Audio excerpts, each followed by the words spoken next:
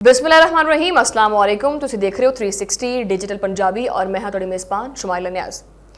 इस वक्त भारत और यूएई दी आपस च बड़ियां जफियां पै रही, बड़ियां मुहब्बतां चलदियां पईयां ने, बड़ा रोमांस चलदा पिया इन्हां दोनां दा। वो कादे करके चलदा पिया इस व्लॉग च खुलासा करते। सो जनाब, इस वक्त भारत और यूएई दी कुर्बत खिते दे विच काफ़ी डिस्कस हुंदी पई है और भारतीय मीडिया इनू एक बहुत वड्डी डिप्लोमैटिक कामयाबी बना के पेश करता पिया।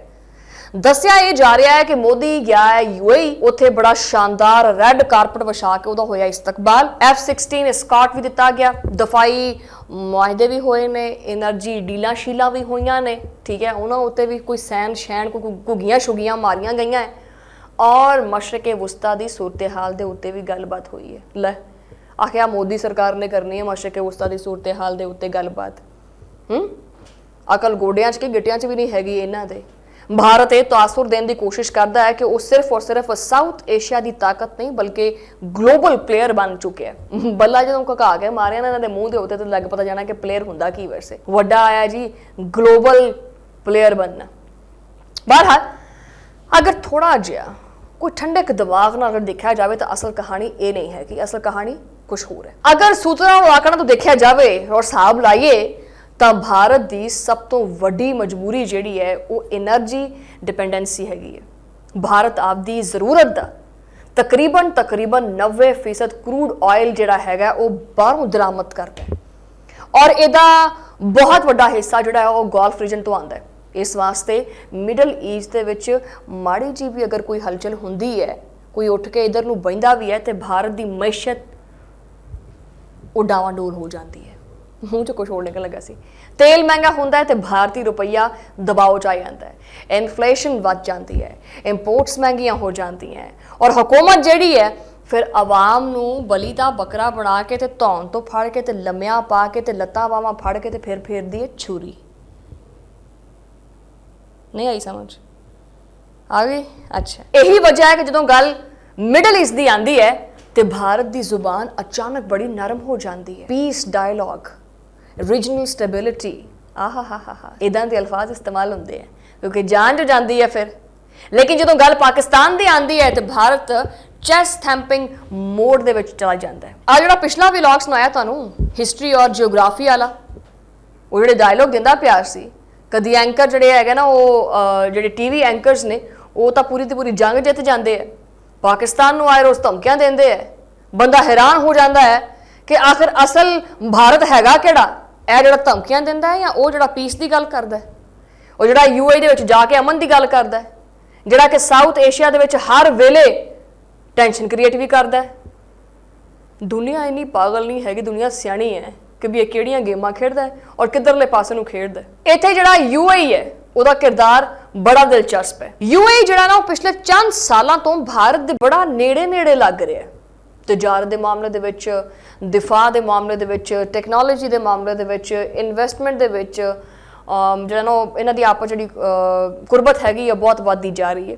और एक फितरी गल है कि हर मुल्क जिहड़ा ना आपदे मफादात भी देखदा है। जदों फॉरेन पॉलिसी का जिहड़ा बैलेंस है ना वो डावाडोल होंदा है तो फिर बहुत सारे मसाइल पैदा होंदे हैं। यूएई अगर सिर्फ इकतसादी ताल्लुकात रखदा तो शायद कोई इन्नी वड्डी गल ना होंदी, लेकिन हुण वो कई मामलों के उत्ते जिहड़ा ना वो ओपनली भारत जिहड़ा नैरेटिव है ना वो करीब नजर आंदा पिया। यानी ये जिहड़ी कुर्बत है वो हुण ओपनली सामने आ चुकी है और पूरी दुनिया नूं पता चलदा पिया कि भी ये काफ़ी बेहतरीन जिहड़ा रोमांस है ना वो चलदा पिया है और हो सकता है कि गल शादी तक पहुंच जाए। और यही वो जगह है जिते खिते के लोग सवाल चुकते पे, क्योंकि मिडल ईस्ट की सियासत कभी सीधी नहीं होंगी। इत्थे जिहड़े अलायंसिस ने वो एक दिन च बनते भी है और दूजे दिन च बदल भी जाते हैं। अफगानिस्तान, इराक, लीबिया, शाम, पूरी तारीख जिहड़ी है ना वो पढ़ी जाए तो एक चीज़ वाजे होंदी है कि जदों भी कोई ताकत होंदियां ना जदों अपने दुश्मन नूं कमज़ोर समझ के रीजनल जिहड़ी सेंसिटिविटीज़ होंदियां ने उन्होंने इग्नोर करदियां ने तो फिर उन्हां दी आपदी साख भी मुतासर होंदी है। खिते दे विच कुछ हसास और पेचीदा मामलात भी होंदे जिन्हां नूं देखना पैंदा है। खाली फोटो सैशनस या फ्लैशी किस्म की डिप्लोमैसी जिहड़ी है या बहुत वड्डे वड्डे जिहड़े डिफेंस एग्रीमेंट्स ने ये लॉन्ग टर्म जिहड़ी स्टैबिलिटी है ये उहदी गारंटी नहीं देंदे। ये गल याद रखना, किसी भी वक्त कुछ भी हो सकता है। यूएई वैसे तनहा होया पिया है, भारत भी तनहा होया पिया। कहा सानू दोवां नूं कोई नहीं मूँह लांदा पिया ते आजो आपस एक दूजे नूं मूँह ला लेंदे आ। सच ये है कि अज ना भारत नूं दुनिया कोई इन्ना कोई ग्लोबल सुपर पावर मानती पई है जिन्ना भारतीय मीडिया दिखाता है और वाजे करदा वा, और ना ही जिहड़ा यूएई है वो इनू कोई अनक्वेश्चनड रीजनल लीडर समझदा पिया। दोनों अपनी अपनी जिहड़ी एक इमेज बिल्डिंग है ना उहदे उत्ते इन्वेस्ट करदे पे है, क्योंकि इमेज बुरी तरह मुतासर होया। भारत चाहता है कि इनू चाइना के मुकाबले दे विच एक इमर्जिंग पावर जिहड़ी हैगी है वो समझाई जाए, जबकि यूएई आपदे आप नूं मिडल ईस्ट का एक स्ट्रैटेजिक हब साबित करना चाहता है।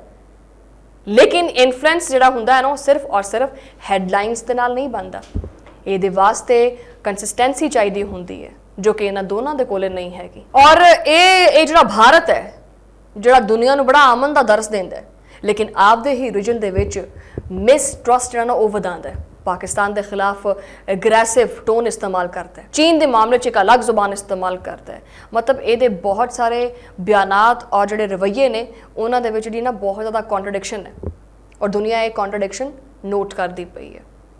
भारत अगर वाकई एक रिस्पॉन्सिबल पावर बनना चाहता है तो पहले जड़ा है ना ये टीवी स्टूडियो नैशनलिज्म तो निकले और रियल जड़ा ना वो दुनिया दे विच आवे और इतराफ़ करे कि दुनिया जी है ना किस समत खड़ी है और पहले अपनी समता भी तयन करे। और जड़ा यूएई है इनू भी समझना पड़ेगा कि साउथ एशिया की पॉलिटिक्स नू सिर्फ और सिर्फ भारतीय लेंस नाल देखना इंतहाई खतरनाक होएगा। यूएई नू चीज़ समझनी चाहिए है और खिते दे विच बैलेंस रखना ही दानिशमंदी है, वरना तारीख गवाह है कि जो रियासतां सिर्फ और सिर्फ ताकत के इल्यूजन दे विच फैसले करदियां हैं तो फिर हालात उन्हां दे कंट्रोल तो बाहर हो जाते हैं। किते ये ना होवे कि भारत का हाल भी जिहड़ा ना वो यूएई वर्गा हो जाए। और इस वेले पूरी दुनिया जिहड़ी है ना वो बड़ी डावाडोल जी सिचुएशन दे विच है। मिडल ईस्ट दे विच टेंशन हैगी है, ग्लोबल ट्रेड मुतासर होंदी पई है, ऑयल जिहड़े रूट्स ने वो खतरे विच ने, जिहड़ी मैशियत है उहदे उत्ते दबाव आया पिया। इस तरह के वक्त दे विच एक मैच्योर डिप्लोमैसी की जरूरत होंदी है, ना कि ऑप्टिक्स की और ना ही एक पीआर पॉलिटिक्स की। लेकिन अजकल मसला यह है कि सियासत घट और परफॉर्मेंस ज़्यादा होंदी पई है। कोई जंगी डायलॉग मारदा पिया है कि हम जी तारीख का हिस्सा बना देंगे, कोई पीस एंबेसडर बन के यूएई पहुँच के आखे वो घुगियां मारी जाता है मुआहदियां दे उत्ते, और आम आदमी सोचता पिया है कि इसका अंजाम जो ना की होएगा, क्योंकि ये जो खुमियाजा है अगर खिते की सूरत हाल बदलती है तो एक आम इंसान इसका जो लोड है ना वो अपने मोढ़ियां ते चुकता है, फिर आवाम का ही मोढ़ा चाहिए होंदा है। बहरहाल अगले व्लॉग च मिलते थोड़े नाल। उस तो पहले चैनल को सब्सक्राइब करो, लाइक करो और अपने हल्का अहबाब भी शेयर कराया करो, सब्सक्राइब भी कराया करो, ठीक है ना, कमेंट भी कराया करो। अगले व्लॉग च मुलाकात होंदी है, उदों लई अल्लाह ने के बाद।